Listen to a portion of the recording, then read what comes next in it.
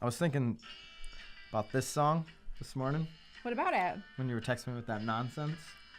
What is that? Well, Do you know the song? Have you ever heard it? But you definitely don't have it. What? I don't what, know. No. I wanted some of it. Some of what? What you got? Respect. Yeah. Seriously? Yeah, I'm serious. That's what you were thinking this morning? Oh, I heard the song and then I was thinking it, I don't give you Haven't heard from you. respect? That's what you were thinking? You were like, oh. Not via text message. No text message respect. What? I texted you all day. And You there didn't. was what? The majority of things we covered on a phone conversation. Okay, so I then had showing. So we got off the phone. Mm-hmm.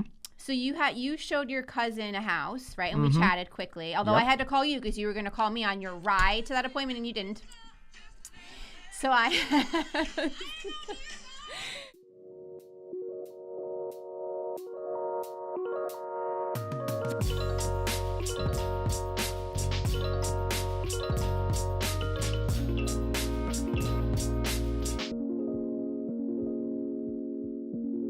This is Byron Lazine and Nicole White, and you are tuned into episode 39 of The Real Word. Little respect today. I don't even know what it means. Do you have respect for our main topic? I You don't? No respect at all. I have tons of respect. I just I don't know. I feel like maybe you're listening to the song wrong. But anyway, I'm excited about today. 39. All right. Want to know why virtual brokerages will make real estate team expansions explode? This is an unstoppable. Unstoppable. But I'm saying I'm using explode. Ooh. The actual. Way too graphic. No. This is an Inman article, yes. right? Now that we have our free subscription, thank you, Danny. Yes. Well, yours, they've always been free. Actually, our MLS pays for them. Anyways, KW. Doing basically these expansion teams. A lot of KW teams are expanding into other states, other towns. Having a virtual brokerage allows you to do that, right. Similar to maybe what EXP does. That's a model somebody can certainly expand into different locations. What's your thought on a team expanding outside of their geographical location? Well, I think it's brilliant, obviously. Yeah. I mean, I think it's fabulous. I mean, you have plenty of friends that are doing it, that are in multiple states, multiple cities. Yeah, one of my favorite KW agents, Jeremy, Katie, I love JC. Jeremy. I've never met him yet. And that's a shame. It is. He does it in Atlanta and Jacksonville. No, I mean, I think it's great. I think that if you've mastered your area and you have, all of the systems in place and it's working and you can move it to another spot, great. I mean, I think in those bigger cities, I just spit there, so I hope I didn't get the camera. I think that those bigger cities are obviously a little bit easier than I think it's just really hard. Again, and I we'll get into it with our rackets, but I don't think it comes down to being in a big city or not. I think it comes down to, are you dominating location one? If you're not dominating location one, but my point is that there's not enough population to support the domination. How do you then dominate? No, because even if they're the article it references this Vermont agent was like, oh my gosh, this is amazing because there's only 2,700 total transactions that I can tap into in his MLS or his state. Right. I think it's the whole state. It is the whole state, 2,700 transactions. So this team leader, he or she, was thinking that, okay, if I expand, I'm going to have a bigger pool of deals. Where is he? Right. Take down 20%, 18, 20, 22% of your market. Take 20% of the 2,700 deals before you go and try to plant a flag in another 100%. You have to. That's what I mean by dominate. Yeah. You need to put a big boy and girl numbers. So you're not just starting your team and then another year you're doing another spot. You can't. I mean, I don't. How do you do that? Because then you're just pulling away from your other market. I'm a big believer in if you're really a leader and you're gonna jack the people up and get them to do the most they possibly can, get them to tap into the best life possible for them and certainly which is going to reflect in how they serve customers, then you as a leader are going to have to be in that marketplace. Right. And if you're doing that through a virtual brokerage and you're in Vermont, then you're trying to, swing that in Nashville, that's going to be very difficult. You're not going to have your pulse on what's actually happening day to day. Now, if you have a machine that you've built up, you have the support staff and the agents that are capable of carrying through on that 20% market share you built in market one, and you want to go and physically put yourself in market number two because the people in market number one are so damn good, then you can go and do that. That's my opinion. Unless you just really start networking pretty hard and you find somebody, like if you live in Vermont personally, and then you meet somebody though in Nashville that you really like, that you want to sort of team up with, but obviously like you're not leaving Vermont, they're not leaving Nashville. So I mean, you could probably even do it that way. So you would then have sort of like a partner down there. And this isn't a rule. There's exceptions to every rule. Of course. You and I now have a working relationship, and I feel like there's a lot of respect. A little respect. I don't know. You were sort of demanding that this morning. Hello. In the relationship, but there's also a lot of trust, and so if you were to say tomorrow that you're moving to another marketplace, we're not at the numbers here in Connecticut that we are striving to be at, that we believe we can achieve. It would make sense to expand at that point. Right? And say, hey, okay, you're moving over there, unless she was trying to move away from it. But, hey, you're moving over there. Let's go ahead and expand because we already know our systems. We know how we operate. Right. We could pull that off. Absolutely, for sure. I mean, I think you have to trust your agents, though, too. I mean, especially if you're not going to be there day to day, you have to trust the fact that they're – I mean, it's like anything else. I mean, you have to trust your people, believe in them. The online brokerage model makes this more possible for someone to pull off? Oh my God, 100%, 100%. I mean, I think there's a lot of people, and again, we're really just talking about. I'm just really talking about my marketplace, which is Connecticut. If people don't know, and I think that there's a lot of people in Connecticut with sellers and buyers that are still so super old school. Where I think that I think it'll take a little longer here to actually achieve that, because I think a lot of people still like, oh, I've used so-and-so forever. Like my mom used so-and-so. The local thing in New England. There is. I mean, it's shift.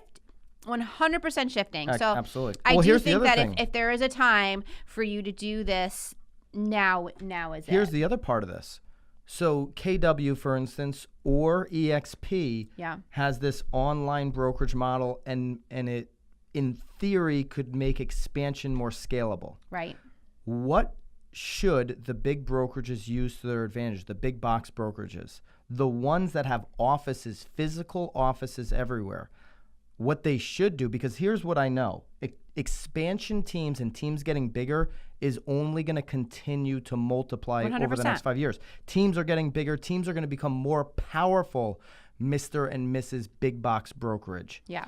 And so when that happens, not if, you better make it very easy for your teams to succeed in that type of environment. Meaning if you have 2,000 plus offices, say to your agents, hey, you have access to all my offices. Right. With no friction. Right. With nothing but support. Right. Because at the end of the day, that's one of your last advantages over these online brokerages and these disruptors, by the way. But why wouldn't they want you? I mean, so many offices now, though, you find are sort of doing away with everybody having a desk in a spot. It's more of like this collaboration space. So they're already setting their offices up for their agents to do just that. If I'm in one town, but I'm traveling 8 towns over to, like, I want to be able to pop into that office. And none of your agents are in the office anyway. Well, that's just it too. There's name tags and dust on it, and they're not there. So use these physical locations to your advantage, meaning you have to let the teams and the brokerages claim all the locations to compete with the online broker who is coming to eat your lunch anyway. I mean, if anything, just at least feel like you're getting like your rent's worth. Like your return on investment's got to be something. There's so much in that one, but let's get on to the rackets. Ooh, it's a good one. The first one? Yeah. They're all good. It sort of goes into what we're talking about here.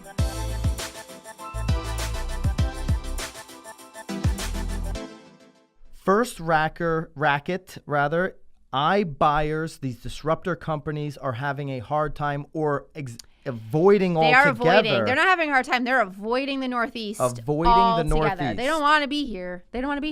So why are the iBuyers, and what I mean by iBuyers, Zillow Instant Offers, Open Door, why are companies like this avoiding the Northeast market? We know where they are. They're in Arizona. They're in parts of Texas. Atlanta. They're in Atlanta. They're in these type markets in Florida, whether it's Tampa, wherever. Right. Why not the Northeast? So they're claiming that not only is it price, it sounds like if on this Inman article, they're talking about the fact that our pricing here is a little bit higher, but it's a little unpredictable too. Our neighborhoods are not similar to those neighborhoods in big cities. So like my neighbor at my house is completely different from my neighbor on my left, where they're saying in these bigger cities, it's predictable. It can be duplicated. It sort of takes all of the guessing out of costs and prices because all of the homes are virtually the same. And in the Northeast, you could have a 1875 house next to a 1975 raised ranch. So the unpredictability about it. Next to a 1730. Like it's that crazy. For sure. So that was one of their points, is that and it's you could have an unpredictable. 1875 home that is completely not renovated next to one that's from the 1700s that's like brand new, right, next to one that maybe was torn all the way down to the foundation and the studs and brand new. Like, right. Or like, hey, one's a multifamily, one's like a 3-family, one's like, so where in Arizona, you might have 1,000 homes in the same community that were all built within the same 5 years. Oh, absolutely. And they all probably look the same. Maybe the wall color is a little bit different. It's all the same square footage. It's all like you have the same lot, same pull-in. There's probably like a little group pool there too. Like we don't have group pools. Like that's called the Y. I don't want no group pool. You don't want a group pool? Nah. Oh. Playground? Maybe a playground. There's not even any like. I'm not trying to swim with my neighbors. No? Nah, I'm not into but that. you'll swim at the Y? Yeah, I try to swim. I mostly drowned at the Y. but yeah, to your point, these algorithms, Zillow, for instance, the Zestimate doesn't work in a location like ours because, I mean, it's so, you could have $1 million house on the same road in Connecticut, especially like, southeast and the shoreline of Connecticut. You could have $1 million+ home literally next door to a $300,000 home. For sure. And so that $300,000 home doesn't actually even hurt you. Yeah. I mean, it's very interesting. So I guess I think again, it goes back to the virtual brokerages. I think similarly, I think that it'll be a little bit more difficult for them to sort of tap into this Northeast because I think in most situations, you really have to know your neighborhoods. You have to be on the ground. You have to, again, especially because it's not to say that this isn't going to come. No, not at all. They're just taking the low-hanging fruit. For sure. For now, well, they have to. It's just like you were saying. You have to achieve it in one spot before you go to the next. So it's the same thing. Absolutely. I mean, 100% playing it safe, and I don't blame them. I mean, there's plenty of other cities to achieve this goal in, and I don't blame them. I mean, the Northeast it's tough. I mean, it's funny because even when we were different. It is different. Even at the summit, Tom Ferry was talking about how, like, guys, like, it's coming, like, a normalized market. We've been in a normalized market for the last, 7 years. Come to Connecticut. This is normal. I mean, we're talking about maybe like a 3% increase, if that, possibly. But, it's... Yeah, it depends, sale prices. It depends on the range in the town and all of that. I mean, you have so many people that bought homes just 2 years ago that they're going to be losing money. Yeah, it's not across the board like some places. All right, Racket. Anyway. Number 2, HUD claims Facebook is discriminating through their ad platform. Super interesting topic, I have to say, because I see why, right? I mean, we target ads. Yeah. I mean, we're not targeting it. I mean, they were saying that there were some ads targeted to, certain religions. I mean, we don't target talking about religion here. But you want to target I mean, if you're selling a $800,000 home, I'm definitely not targeting somebody that's bringing in, $50,000 a year. So, you do target the people that can afford, right? The people that can afford the homes. You're targeting areas too, right? I mean, you kind of know where people are moving from to, patterns. By the way, we link up all of these Inman articles so you can read all the articles. Yeah. The social network is said to have violated the Fair Housing Act with targeting advertising, including allowing ads to be limited based on users' religion. I mean, it's a racket, but I see it. I'll tell you what I know disagree. is happening 100%, and I know you know this. When we're boosting stuff now, it is not being approved, and it says you can request a manual review on Facebook. If it is very specific to housing, Facebook is playing it safe right now, and they're completely not allowing you to boost. They're not taking your money on that ad. So agents, brokers, we need to be a little bit more creative in what we're going to put an ad spend on. Doesn't mean, oh, well, Facebook's not letting me do an ad spend, so I'm going to stop advertising on Facebook. People's attention are on Facebook and Instagram. We need to be a little bit more creative in how we're going to present our real estate ad and not say, hey, you can qualify for this house under these terms. Maybe we need to be ultra specific, or we need to be more creative so that it falls within the guidelines of what we can and can't do. I mean, shit's changing, people. Dude, that's a real one because you could just be lazy the last 5 years and get good juju out of Facebook by just spending $10 on an ad. Right. Like you could be literally lazy. Right. All right. Racket number 3. Yeah. OfferPads, which we've talked about on the show before, has now partnered with local bellhops to help buyers move within a 50-mile radius. Is this a complete racket? I love it. It's not a racket. It's not. I mean, you don't work with buyers as much. Excuse me. As much. Excuse me. I mean, you're already ticked off that I'm leaving early for a closing today because you're like, why do you go to a closing? Because it's my buyer. But anyway, I think it's brilliant. I think that... A little respect over here, guys. A little respect. I love it. I think that anything that you as an agent or a team or whomever can provide to make a transaction smoother and easier and seamless, like you're gonna win. You're 100. It's all about customer service. That's a beautiful customer service thing, because everyone's always like, I think the biggest thing is there's so many stories you hear of people, getting a moving truck or trying to move. Or I think the hardest part too is obviously not knowing exactly when it's going to close too, because closing dates always change. But I mean, if you're affiliated with one, obviously bellhop, I'm certain, is probably going to be a little bit more palatable to the fact that like dates are going to change because they have to, because like they're working with their people. And if they're working directly with OfferPads, they're going to get used to the real estate transaction a little bit. Right. And I think that the buyer could also trust the moving company a little bit more. There's so many times that I read articles about trucks that, are driving across country and they like almost like stop and then demand more money if they want, like they're and I'm like, what? Like you're holding their things hostage? Like, God, Listen, I can't even imagine. In the world of fighting for frictionless service for the consumer, which is what every real estate agent, broker, disruptor, Zillow, everyone's going to fight for this frictionless service that we can provide for the customer. On top of that, it's going to come down to experience. Okay, who's going to handle my move? Right. Who's going to handle changing my utilities into the right name? I mean, utilities is such a huge obstacle to overcome too. Generally speaking, if you're a buyer, a lot of the work's on you. Hey, change your utility. Right. Get a mover. Right. Get insurance. Right. Get. Right. Instead of, I got you. Right. I got it all for you. Yes. Handled. I mean, and again, I think the moving thing is just as important as your utility, obviously, and especially moving. I mean, you and I just moved, both of us, in the last 2 years. You actually have moved multiple times in the last 3 days. Again, a couple days. It's stressful. I mean, especially families with like kids and like. Yeah. So I don't think this is a racket at all. I mean, I actually love the fact that it's kind of old school. There's an agent in our marketplace. I think that he since has sort of done away with it, because I don't think he changed his business enough to. But his team owned a truck. They owned a moving truck. I mean, I don't necessarily want to pack up my shit and put it in the truck. Like, I'm going to hire people to do that. But he owned a truck. His team owned a truck. So every time one of his clients needed a truck, they would just, hey, I need the truck, and then he would loan out the truck. Right. I mean. Yeah. I think that was brilliant. I love that we're still bringing it back to like the basics, because like actually physically moving your stuff is never going away. I mean, that's a basic that's never going away. So I love the fact that they're actually it's going to come down to full service on a lot of degrees. For sure. What's the problem? And this is basic sales. Like, what's the problem?